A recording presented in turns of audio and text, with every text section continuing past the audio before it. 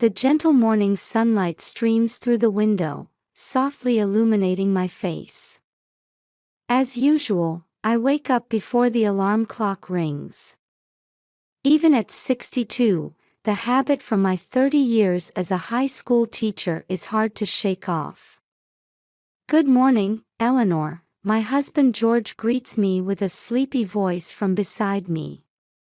At 65, he still maintains his early rising habit from his days as a police officer, even after retirement. "Good morning, George." "Another beautiful day," I smile in response as I get up from bed. I open the curtains and take in the morning view of Cedarville, Ohio. It's a small college town of about 4,000 people, but it exudes a peaceful atmosphere with its lush greenery. As I prepare breakfast, I mentally organize today's schedule. Our son Mike and daughter-in-law Sarah are heading off to work, so we'll be looking after our 2-year-old grandson, Jacob. Mike is busy as a researcher at a major pharmaceutical company, while Sarah works at a local real estate agency.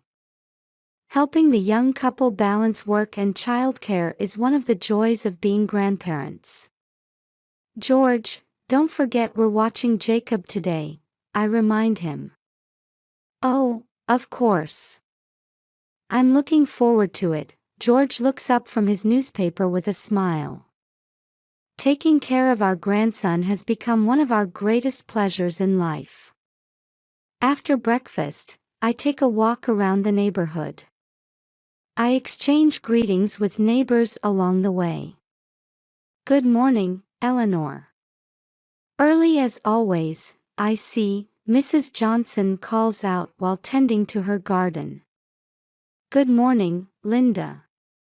"Your garden looks lovely," I reply. "Thank you. I'm planning to sell some of these flowers at the church bazaar," she says. It's moments like these that remind me of the strong sense of community here. We've lived in Cedarville for over 40 years, and this warm community has become our cherished home. When I return home, I receive a call from Sarah. "Good morning, Mom. We'll be dropping off Jacob soon," she says. "Of course, Sarah. Don't worry about a thing," I assure her. As I hang up, I feel a slight twinge of mixed emotions.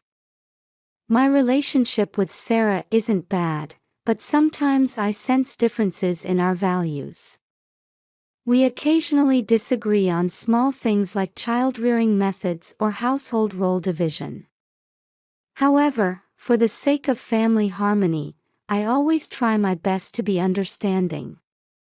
Just before noon, Mike brings Jacob over. "Mom, thanks again for today. We'll pick him up in the evening," he says. "All right, Mike. Take care," I reply. As I embrace Jacob, I feel warmth spread through my heart at my young grandson's innocent smile. "Grandma." Jacob laughs gleefully, throwing his arms around my neck. In the afternoon, while playing with Jacob in the garden, some neighborhood children join us. The sound of children's laughter fills the air, creating a peaceful atmosphere. "Eleanor, how about some tea?" George calls from the porch. "Thank you, George," I reply gratefully.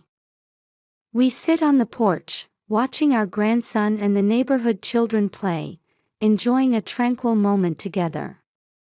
Our retirement life is filled with these small moments of happiness.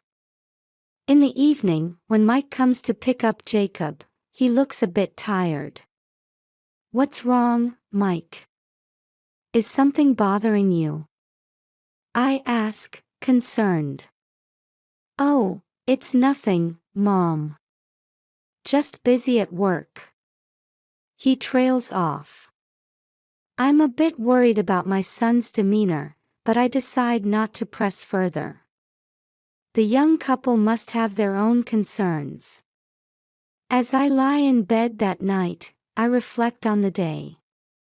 Even in our peaceful daily life, I sense small worries and changes affecting each family member. I wonder what tomorrow will bring as I quietly close my eyes. After finishing my morning routine, I was waiting in the living room for Jacob to arrive. Mike's tired appearance yesterday was still on my mind, and I thought I'd try to have a more detailed conversation with him today. Outside the window, the soft early summer sunlight gently illuminated the streets of Cedarville. Suddenly, the doorbell rang. Looking at the clock, I realized it was too early for Mike to arrive. I wonder who that could be, I thought as I headed towards the door. When I opened the door, 2 police officers were standing there. One was a man in his 50s, and the other was a younger woman in her 30s. They were both in uniform, but something felt off. "Good morning, Mrs. Thompson. We're here to discuss a matter with you," the older officer said. "Yes, what can I help you with?" I asked, feeling a bit tense. "Can we talk inside?" the young female officer asked. There was a hint of urgency in her voice that I found unsettling. I led them into the living room. As I gestured for them to sit on the sofa, they settled down with a somewhat uneasy air. "We're here on a rather delicate matter," the older officer began. His expression was grave. "What's happened?" I asked, feeling anxious. "An arrest warrant has been issued for your grandson, Jacob Thompson." The moment I heard those words, my mind went blank. "What? What did you say?" My voice rose involuntarily. Surely there must be some mistake. "Jacob is only 2 years old," I said, desperately trying to make sense of the situation. The older officer cleared his throat and said, "We understand that this is an unusual situation. However, we have our orders." Confusion and questions were swirling in my mind. An arrest warrant for a 2-year-old child. How could that be possible? Even when George was in the police force, I'd never heard of anything like this. What exactly is he being charged with? I asked, trying to maintain my composure. The young female officer answered, "We can't disclose the details, but we have information suggesting involvement in a serious economic crime." Hearing those words, I became even more bewildered. A 2-year-old child involved in an economic crime. It made absolutely no sense. This must be a mistake. Jacob is truly just a 2-year-old child. He can't even count money by himself, let alone commit an economic crime, I explained desperately. The 2 officers exchanged glances. I sensed something akin to nervousness in their demeanor. "Mrs. Thompson, we understand the unusual nature of this situation. However, we have orders from above." The older officer began, but the younger one interjected. "Actually, there is a way to resolve this situation," she said. I listened intently. "If you pay bail, we won't need to take Jacob into custody," the young officer explained. "Bail? How much?" I asked, trying to maintain my composure despite my agitation. $100,000. I gasped when I heard the amount. $100,000. Such a large sum, I couldn't possibly. "We can arrange for installments. $30,000 now, and the rest can be paid later," the older officer quickly added. The feeling that something was very wrong grew stronger within me. Police procedures couldn't possibly be this simple. And the behavior of these two officers was strange. Could I have some time to think about this? I'd like to consult with my husband, I said, trying to buy some time. The two officers visibly tensed. But this is an urgent matter. I understand. But we're talking about a large sum of money. I need a little time, I said firmly. The officers reluctantly stood up. All right, we'll return in 2 hours. Please make your decision by then. As I saw them off, various questions were swirling in my mind. Was this really an official procedure? Why would there be an arrest warrant for a 2-year-old child? And were these two really police officers? After closing the door, I took a deep breath. I needed to think calmly. First, I should call George.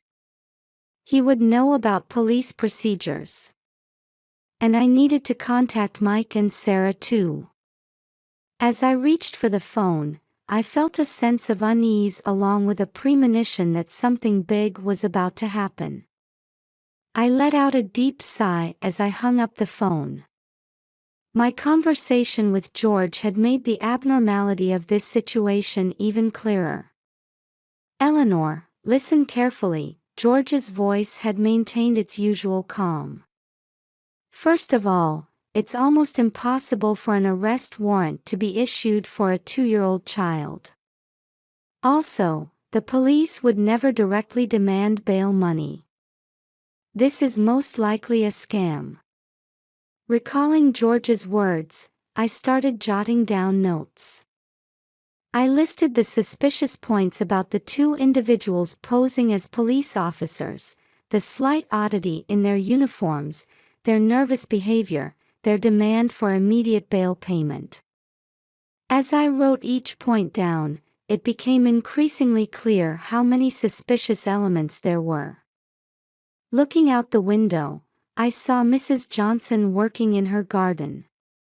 She might have noticed something. I went out to the garden and called out to her over the fence. Linda, do you have a moment? What is it, Eleanor? Is something worrying you? Mrs. Johnson approached, taking off her soil-covered gloves. I briefly explained the situation. Mrs. Johnson's expression changed to one of surprise and concern. Oh my, what a terrible thing. She frowned. Come to think of it, I did see an unfamiliar car parked earlier. It looked like a police car, but something seemed off about it. My heart raced at this information. What kind of car was it? Mrs. Johnson provided me with details. The make, color, even part of the license plate number. I hurriedly wrote it all down. Thank you, Linda. This is very helpful.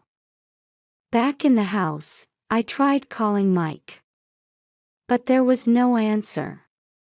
I left several messages on his voicemail, but received no response. Anxiety spread through my chest. Next, I tried calling Sarah, and she answered immediately. What is it, Mom? There was an odd uneasiness in Sarah's voice. Sarah, something serious has happened. It's about Jacob. As I began to explain the situation, Sarah's reaction was strange. Rather than surprise or concern, I sensed something more like panic. I see. But Mom, shouldn't you just do what the police say? I felt uneasy about those words. The normal Sarah would have been much more agitated. Sarah, do you know something about this? No. Nothing. Her voice was trembling. Sorry, Mom. I'm at work right now. I'll call you back later. The call ended. Various questions swirled in my head. Sarah's behavior was clearly unusual. Was she hiding something? Looking at the clock, I realized it was almost time for the fake officers to return. I hurriedly began my preparations. I went over the response methods George had taught me and prepared to gather evidence. I slipped a small voice recorder into my pocket and made sure my phone camera was ready. The doorbell rang. I took a deep breath and headed for the door. In my mind, I organized all the information I had gathered. The suspicious points about the fake officers, Mrs. Johnson's testimony, Sarah's strange reaction. Before opening the door, I steeled my resolve. I had to unravel this mystery and protect my family. For the sake of my grandson Jacob, and for the truth. As I placed my hand on the doorknob, I whispered quietly, "Now, let's reveal the truth." When I opened the door, the two fake officers were standing there as expected. "Mrs. Thompson, have you made your decision?" the older man asked, unable to hide his impatience. Maintaining a facade of calm, I replied, "Yes, I've thought it over. But could you please show me the official warrant?" The two visibly flustered, exchanging glances. "Well, that's..." The younger woman stammered. "And I'd like to see your police badges as well," I said firmly. "We apologize, but we didn't bring them today." "I see. In that case, let me call the station to confirm," I said, reaching for my smartphone. The two panicked. No, that won't be necessary," the older man hurriedly tried to stop me. We'll be leaving now." With that, they hastily departed. I watched their retreating figures with a cold gaze. As I closed the door, I felt my heart racing. This gave me near certainty.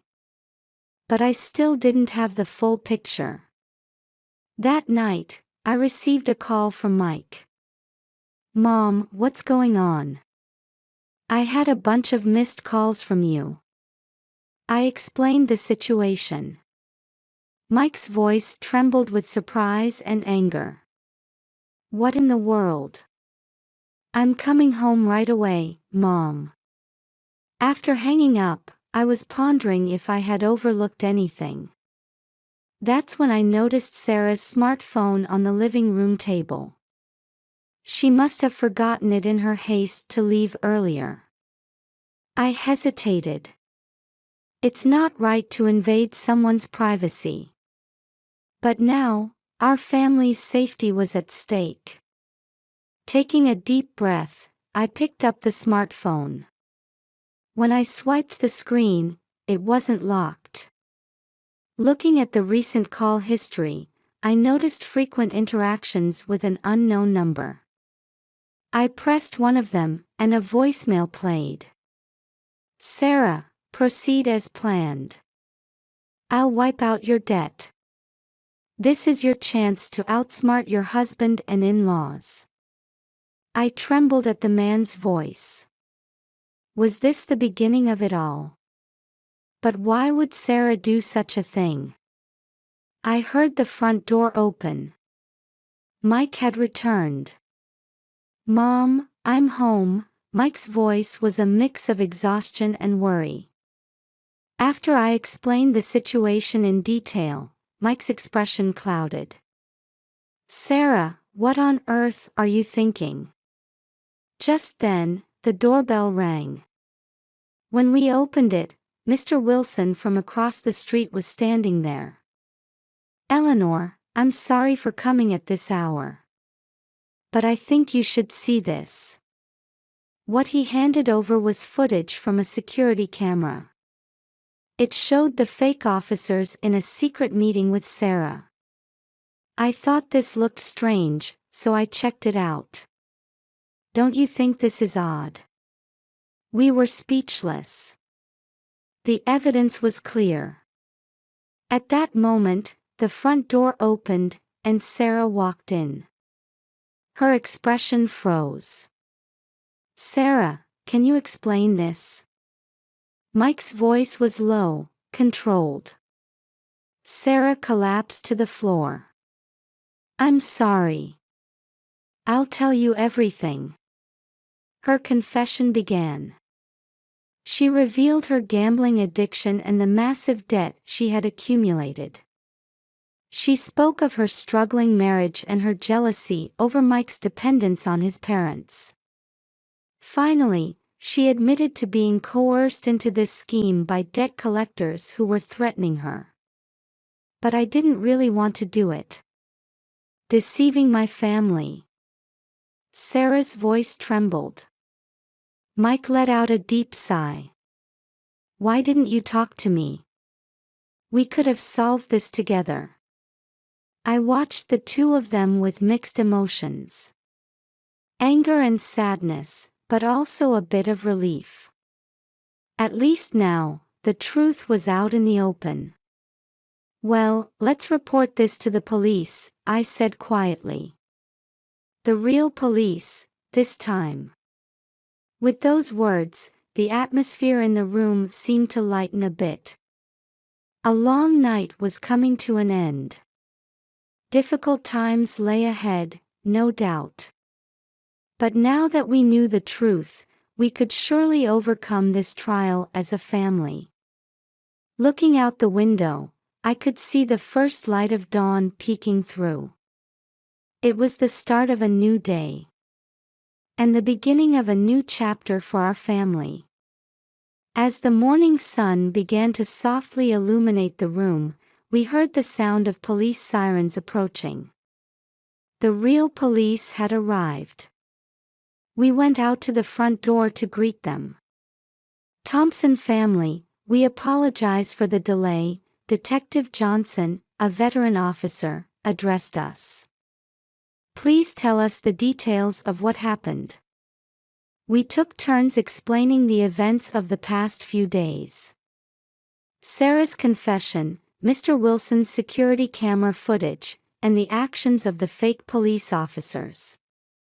Detective Johnson listened intently with a serious expression. I see, I understand the situation now, the detective nodded. Actually, we've been seeing an increase in these types of scams recently.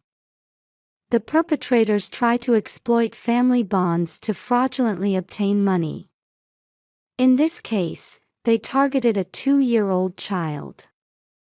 Hearing those words, we once again realized the gravity of the situation. The unrealistic scenario of an arrest warrant for 2-year-old Jacob was a trap designed to cloud our judgment. Sarah, the detective gently addressed her. Your cooperation will be key to solving this case.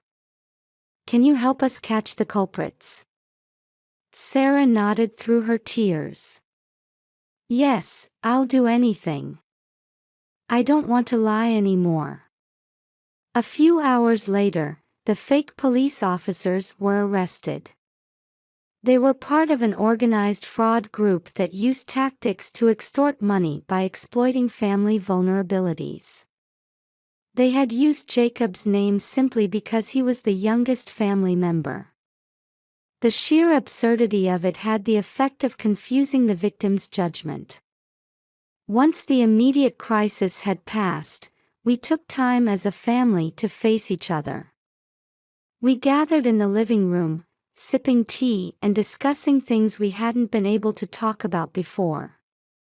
Sarah, why didn't you come to us sooner? Mike asked quietly. Sarah answered with her head bowed, I was ashamed. Your parents are so wonderful, and I felt like I was a failure as a wife. So I escaped into gambling. I took Sarah's hand. You're not a failure as a wife, dear. Everyone has their own struggles. What's important is that we overcome them together.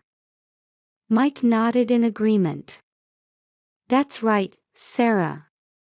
You don't have to bear this burden alone. From now on, let's talk about everything. Sarah's eyes welled up with tears at those words. I'm so sorry. Thank you. We spent a long time talking. About our feelings, our future life, and about Jacob. Slowly but surely, I could feel our family bonds being repaired. A few days later, our neighbors gathered to throw us a small party. Eleanor, you've been through quite an ordeal, Mrs. Johnson said gently. We made it through thanks to everyone's help, I replied, filled with gratitude. Mr. Wilson approached us too. I'm glad that footage was useful. If you ever need anything, just let me know. I felt a warmth in my chest, touched by the kindness of our community. In the middle of the party, Jacob came running to me. Grandma. As I picked him up, I found myself tearing up. We had all come together as a family to protect this child. That night, I stepped out into the garden alone to look at the stars. The events of the past few days flashed through my mind like a slideshow. Fear, anxiety, anger, and finally, the relief and hope that followed. I've never felt the importance of family so strongly before. There's no such thing as a perfect family. But by understanding and supporting each other, we can overcome any difficulty. That's the true strength of family. This ordeal taught me that. From inside the house, I could hear the laughter of Mike, Sarah, and Jacob. I took a deep breath and looked up at the starry sky once more. Thank you, I whispered softly. I'm not sure who I was thanking, but a definite feeling of gratitude spread through my chest. Tomorrow, a new day begins again. I'm sure it won't all be smooth sailing. But I know we can get through it together. As a family, and as members of this warm community. I quietly returned to the house. It